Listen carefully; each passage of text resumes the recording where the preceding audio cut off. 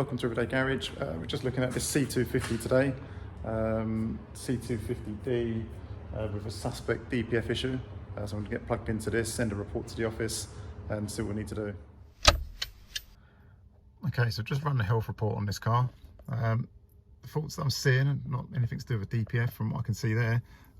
We've got teaching parameters for cylinder 1 has a malfunction, so we need to have a look at that. Boost pressure of the turbo too low, so we need to have a look at that as well. Maybe start that with a smoke test. Fault in headlamp, it's not in for that, and fault in the electric seat, it's not in for that either. So I'll clear these codes down in a second, start the car, see what comes back, and we'll have a look at some live data as well. Let's have a quick look. Okay, so I've looked through some live data on this car, unable to see any real issues with the way the engine's running or cylinder imbalance or anything like that. But because it was booked in just for this particulate filter issue, I have decided to have a look at some live data parameters and see what the back pressure's like on the DPF and stuff like that. So I've gone into DPF and we can see here, if we look at the differential pressure sensor, it's at 0 bar at the moment. When I rev the car up, I've got absolutely nothing happening.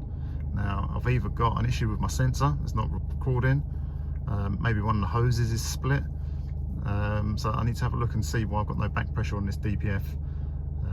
So we'll have a look at that, probably going to do a smoke test, and we'll just run through some of the normal checks under the bonnet, see what's happening under there, and try and devise a game plan as to what we need to do to get this car fixed. Right. Also on the C250, additional to what I've found so far, it's showing that I've got a discharged battery. The ignition's not been on very long, so that's not a good start. I'm also going to need to visit the fuel station or visit a petrol station. We're going to run out of fuel if I'm doing any road testing and bits and pieces. Now the fact that this car's been booked in for a DPF issue, but I've got no fault codes for a DPF issue, it just feels like there's more to this than meets the eye. Yeah, sometimes when you're doing a job you get a bad feeling for it. It actually reeks in the cab here as well of exhaust fumes, so I don't know if there's any leaks under the bonnet or I'm just picking it up from the exhaust, but this doesn't seem straightforward. I'm pretty sure someone's tampered with this car in some way, judging on some of the live data results we were seeing. Someone's tried to reset DPF and stuff like that, so yeah, I need to quote some money and start tearing into it and see what's going on with it. Good job, manager. Right, I'm back on the C-Class with the DPF issue. Obviously in live data we were showing no back pressure at all, which would indicate a pipe issue or the DPF missing altogether, or the contents have been knocked through or something like that. I've checked the pipe work. So my pipe work's here from a DPF. That all looks good. So I'm just going to use the manometer now and just check this manually to see if I've got any back pressure, make sure I haven't got just a sensor issue. So I'm going to get that plugged in now and go from there. I'm not sure which one of those two pipes it is because they're both the same size, so we'll just try them one at a time.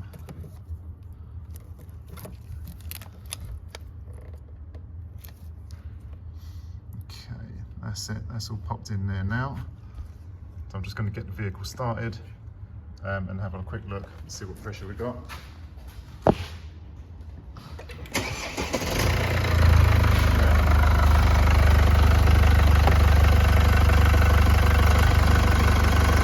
Showing a small amount of back pressure here on that one. Not a lot, but we have got something. Just going to double check on the other one. Nothing's there. Just showing like 3 millibars in there.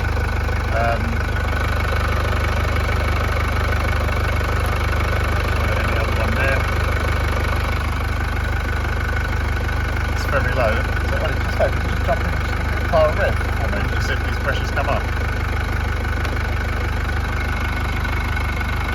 Just going to bring the revs up, just see if the back pressure increases at all.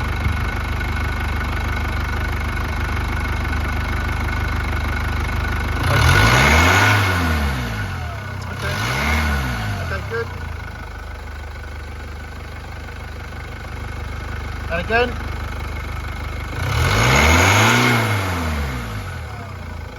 Okay, that's odd. And again. Okay.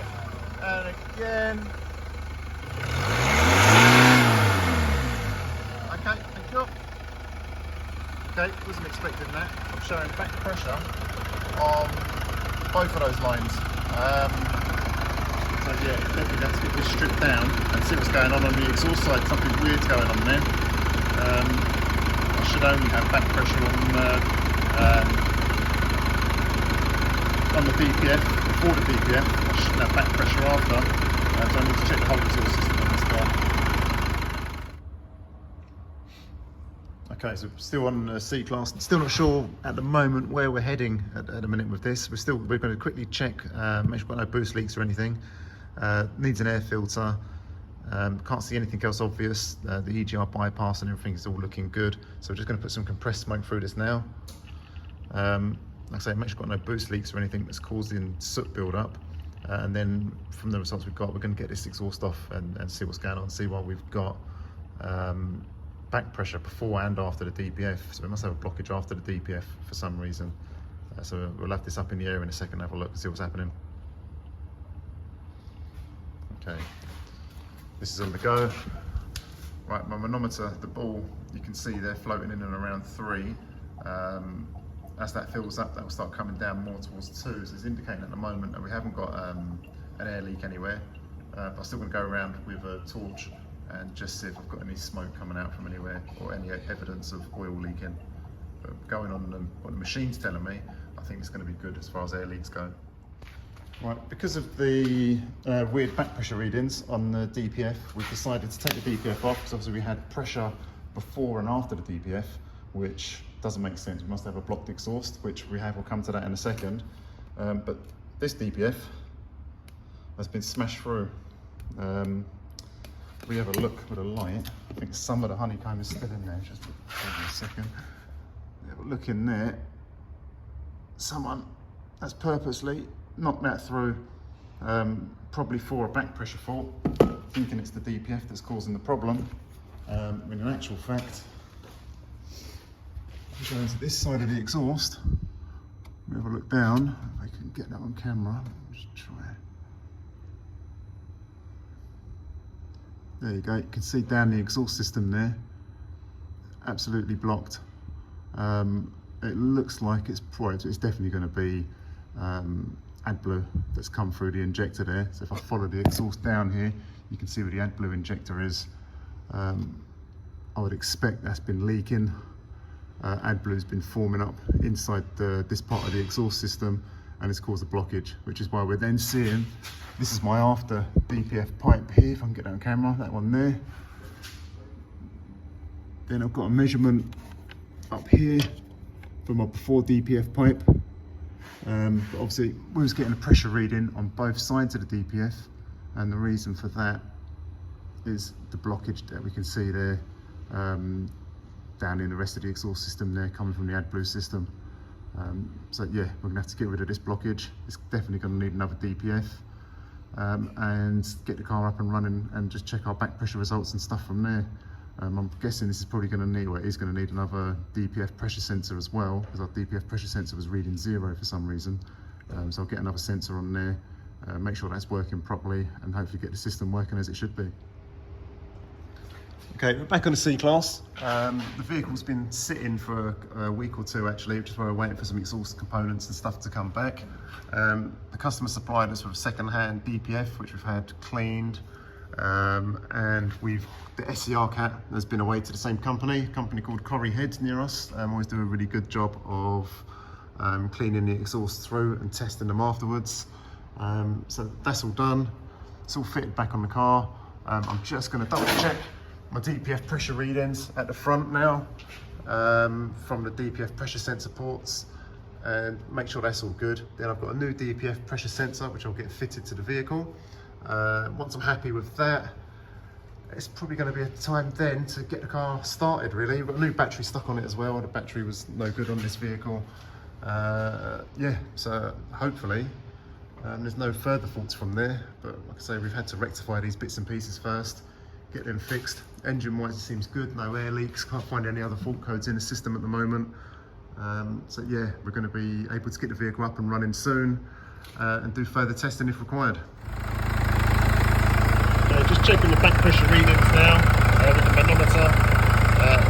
As we'd expect with the DPF just been cleaned through professionally, we're only showing hardly any back pressure here at all. I can't remember which one the lines was which at the moment. There we go, that's going to be after. That's going to be before the DPF. A little tiny bit of back pressure there, but hardly anything. So I'm happy with that. I'll get the sensor fitted from here and run some calibrations and go from there. Okay, so we're back on road test from C-Class, and a couple of things we're not happy with. One, my AdBlue range is showing 6,200 miles, yet the actual bar is showing no AdBlue. That's a bit strange. And also my diesel particulate pressure sensor, although on my manometer I can see I do have back pressure and it's a new sensor in there, I've got no feedback. So there's nothing happening here from a diesel particulate sensor, although my exhaust back pressure sensor is giving me a reading. At the minute, my suspicions would be that someone's trying to map out the AdBlue DPF system.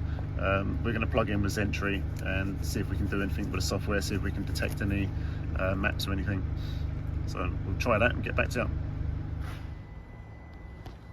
Okay, finally got the C-Class back into the workshop. We're plugged in with Zentry at the moment. It's just running through software updates of the transmission, the main engine controller and the SCR system. It will do all three at the same time. That's just going to go on in the background now, so we will leave this doing its thing, come back to it in a little while. Okay, it's taken about an hour, but all the updates have been done now on the C-Class. I've got a vehicle now that's fault-free, which is good. That's where we want to be. Just going to see if we've had any changes to our dash display. Let's have a quick look. Right, put the dash panel on. Straight away there, which we did want to see, which is, let's get that, that's okay. Right, so my AdBlue in the tank is now making a reading. So before I was showing nothing there, it was actually showing that we had a full range even when we was driving the car. Now it's showing we've got an empty AdBlue tank. Like I say, I'm not sure if this car's been tampered with software wise. Zentry didn't pick up a interference with the software or mapping or anything like that, but now we've put it all back to standard and updated all the software to the latest version. Everything seems to be working, so I'm going to get this AdBlue topped up, road test the car and see where we're at from there. Okay, we've just gone away from the C-Class to go and get some AdBlue to top it up. By the time we've come back, it's recalculated and it's actually showing refill AdBlue stop or start not possible. So we're going to have to do that now and see where we go from there. At least it's working. Okay, Ollie's just going to get this filled up with AdBlue now, and hopefully the dash display should start reading what's going in, so we can hopefully confirm from that if that side of the system's actually working or not. There we go, you can see that going in quite quickly there.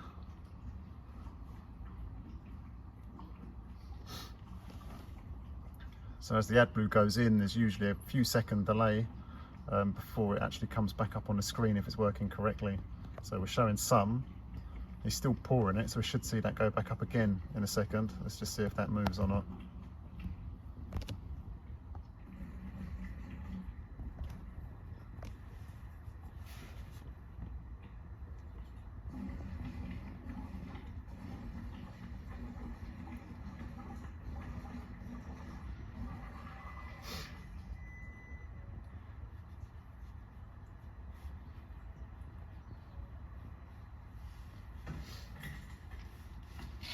Okay, that's all we got, isn't it? Yep. Okay. So hopefully that should register that we've just put in there in a second. Yep, there we go. Like I say, there's a bit of a delay. We've got nearly half a tank in there. We've actually just run out, so we need to get a little bit more in from the local motor factor. So we're going to get that sorted out now. Okay, just turn the ignition off. Let's stick it back on now. Let's see what it's calculated. There we go. So it's actually used the AdBlue that's in there, calculated we've got a range of 2,700 miles, and my start not possible warning is gone. So let's just confirm this car will definitely start. I'm sure it should be fine. That's great. So this car's ready for road testing and see if we've got any further developments or faults with it. It's been a bit of a long-winded, strange fault on this. So yeah, still not sure if it's a finished job yet or not. Got a bit to do yet. Right, so back on this C class now. So the exhaust temperature sensor, we had 2 faults in there for an issue with it. Open circuit was one and sensor signal was one as well. So we've checked for continuity between the sensor and the ECU multi-plug. We had an open circuit situation. So we've stripped the plug back. We was obviously going to start tracking the wiring through, but luckily we found this straight away. So now I need to get this connected up. Hopefully that's going to deal with my temperature sensor issue, and then we can get out on yet another road test and see if anything else is going to unfold on this vehicle. Hopefully we're getting close to the end of all the different issues that we've had on it, but it does seem to be going on and on. Lots of different issues we're finding along the way, but we're getting there. It's like 100-meter hurdles this. Hopefully we've not got many hurdles left. Okay, just back now from a road test, or it's an extended road test actually in this C class, taken for a good long drive. My OBD monitors are nearly all complete. Got no fault codes left, which is good. My Dpf back pressure is where I'd expect it to be. Exhaust temperatures look good. The AdBlue system is activated. Pressures look good. Haven't got any issues there at the moment. So I think from here now, I'm quite happy to give this vehicle back finally to the customer. I would get them to use it for a week or so, get them to return it just to make sure there's no further issues or anything that we haven't been able to identify to date at this point. If it's still good after the week's driving, I'll be happy with that from there. The other alternative would be to take the vehicle home, but I don't want to do that. So let's give it back to the customer and see how she gets on.